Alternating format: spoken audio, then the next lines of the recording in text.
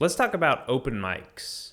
I know I'm talking about this a little bit early in the course, but that's because I know that some people want to get out there and just start performing, and by all means, go for it. But when you do, I want you to have a mental state that allows you to handle those situations in an effective way so that you can maintain your psychological health and and you can view open mics in the most beneficial way for you possible. Okay, I'm not trying to be scary about open mics. They're a fun environment, and sometimes they can be a little bit frustrating, but we'll talk about that.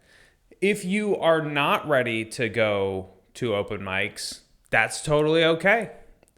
This course is built to give you a tool set so that you can feel competent moving forward in comedy, and that includes going to open mics, but we're not there yet. This is just in case you want to go to open mics already. All right. By the way, if you get to after this course is over and you're still feeling nervous about going to open mics, that's totally normal. You can try this. You can go to multiple open mics and just watch. Just check them out. And when you're there, make friends with the people who are performing, who are working there, who frequent the venue to just watch the open mic. Make friends with everybody. Be comfortable. Give compliments to the comedians after their set. And then after a while, you'll find the mics that you like. You'll go to those a little bit more often.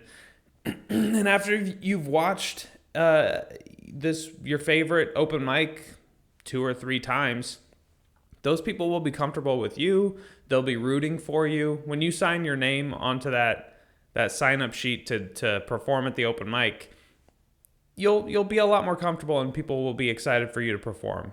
So you could try that. That would make it a little bit easier for you to, get up the chutzpah to perform at a mic. Here's how you can look at open mics so that they can be useful for you. Open mics are sometimes a good tool for reading material, for editing material, getting feedback from the audience. Is this funny? Is this not? But a lot of open mics are not good for that. And that is something that you just have to accept. Try to identify what kind of situation you are going into when you go to perform at an open mic and adjust your expectations accordingly. So if you get to this open mic and you notice that the audience is mostly people who are at the bar with their friends and they're basically just being quieter to be polite to the comedians, but they're not there to watch the show, that's so different than an audience that is there to watch you perform. And so you're not going to get as big a laugh or laughs necessarily. That may just not be the environment. And if there are people in the audience but they're not laughing, they could be comedians who are prepping their set, so they're barely paying attention to the person on stage. You may go up late in an open mics lineup, and some open mics can get really long. I mean, you could be comedian number 20, 25, 30 on a lineup, and the audience is pretty fatigued at that point, and it's going to be harder to make them laugh in those situations.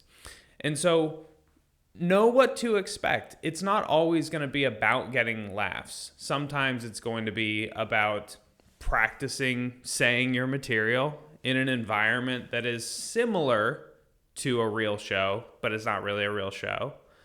Sometimes it will be you practicing dealing with that kind of an environment.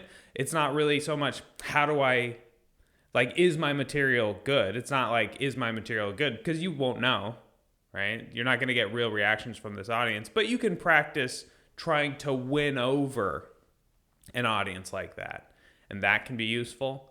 You are, before and after your set, going to be thinking about your material, and so it's kind of a writing session. That's really useful.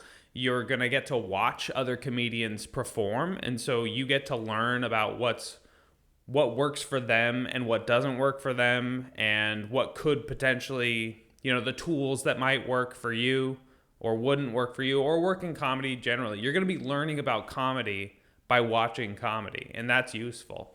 You're going to be talking to the other comedians, so that's good networking. You can make friends with them, potentially get booked on other shows. That's super useful. You are learning how to have fun in these environments, which is such a useful tool. Once you learn how to have fun in a non-optimal environment, you become so much stronger of a comedian. You're creating a nice point of comparison so that you do these open mics and they're hard. They're like not the easiest things in the world all the time. But then once you get a show with like an audience that's paying attention, you appreciate it more and you're better equipped to do well there because you've been training with ankle weights on. And now you take those ankle weights off and you can just run. That's cool. You are over time dulling that nervousness just by performing, and you're dulling that sense of like the awkwardness or oh no or something like that, because that is such a non-useful emotion for stand-up comedy. And the more that you can get over that, the better off you'll be. And so going to open mics is helpful for that too. Or it can be if you come into it with the right expectations, like we're talking about right now. Another thing that you should know about open mics is that people are going to be at various stages of their growth as a comedian, but also as in their growth of the material that they're working on. You may be starting out with some material that you've never tried before at an open mic, and so it might not do well at all, while the next person is just putting the finishing touches on a bit that they've been working on for a while, and they might do better. And so you shouldn't compare yourself to the other comedians on the show because you're in different places in all sorts of ways. Don't feel bad if you don't do well. If you're new, you're new. The goal should just be to get on stage as much as you can. You grow with every single performance. So don't beat yourself up. Give yourself a break. This is, practice. Open mics are just practice areas. Get some practice at those. You'll get better over time. There's nothing weird about not doing well at an open mic. Zach Galifianakis, W. Kamau Bell, a lot of comedians didn't really have their comedy figured out for a while. They had to go bomb at open mics. And being comfortable with the idea of bombing is just so useful because you grow so much more. You have things highlighted for you that are, things that you can work on and improve from. It's useful to bomb. If you never bomb, that's kind of a bad sign because that means that you're staying in the tiny little nucleus of what works for you. No, get out there, test, find out what doesn't work yet but could work. Expand your zone of comfort, expand your knowledge base with comedy, expand your skill set by testing, bombing, doing better next time, improving. Another thing about bombing is that it is not a sign of who you are as a comedian. There are so many different contingencies, and it's such just a single point in time. It's not representative of you or your potential or your funny bone or anything. I have seen so many comedians who a less keen observer might say they have no aptitude for comedy. But those same comedians work hard for 2 or 3 years, and then they become some of the best comedians around. It happens all the time. So just work at it. Time, intelligence, and effort. And you really only need 2 of those 3. So put in more into the other 2 if you're lacking in one, and you'll be totally fine. You should, with open mics, analyze your past sets, but probably if there's not like a real audience to be laughing at the material, then you're going to analyze your performance, not really the reaction part of it. Just kind of judge based on what you like. Do you like the way that you said this? Do you think it's concise enough or surprising enough? Things like that. But try not to associate the audience's reaction too much to it because it's going to give you a bad read. It's going to give you an inaccurate picture of how good that material is. Analyze, but kind of dissociate, separate from the audience's reaction. It's kind of like you're editing your material that you've written but haven't performed yet. This is just a rehearsal. And no matter how your set goes, be friendly and fun before and after your set. Before your set's going to be a little harder because you're thinking about your set, you're like rehearsing in your brain, that sort of thing. But, still be like friendly and fun while doing your due diligence. Kind of treat the event of you doing the set as the tent post for that entire event of you being professional and on, right? So that you are still fun, friendly with the other comics, the staff, everybody there. It's good practice at being professional as a stand-up comedian generally. It's going to help the other comedians like you. It's going to help you be a happier person. It's going to help you get booked more in the future. It's just a good idea to stay friendly and fun and professional before and after your set, in addition to during your set. Speaking of getting booked on other shows, there is a goal with open mics beyond just the building of your act, and that is the networking portion. You are going to be making friends with other comedians. At least that should be an effort of yours. Enjoy their stuff, compliment their stuff, ask them questions, just, be a human around them. And then sometimes the idea of a new show or a show that one of them is booking will come up, and ask who books it, say that you'd love to, get a set sometime if there's ever an availability, that sort of thing. And over time, you will get booked on more shows, and you can kind of transition into, you're still going to be doing open mics for a while, and it's still going to be useful for a long, long time.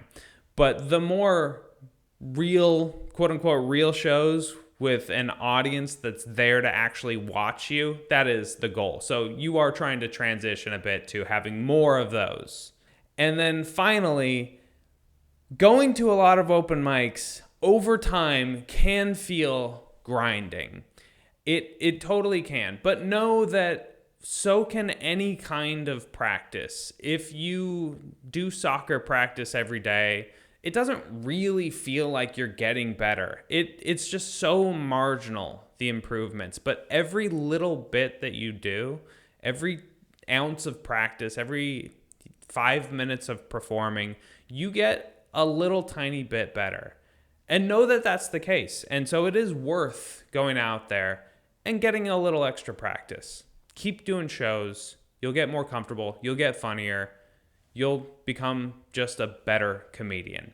Oh yeah, finally. So I'm doing this whole talk considering I live in a city. I'm in San Francisco. There's open mics all over the place, but you might not.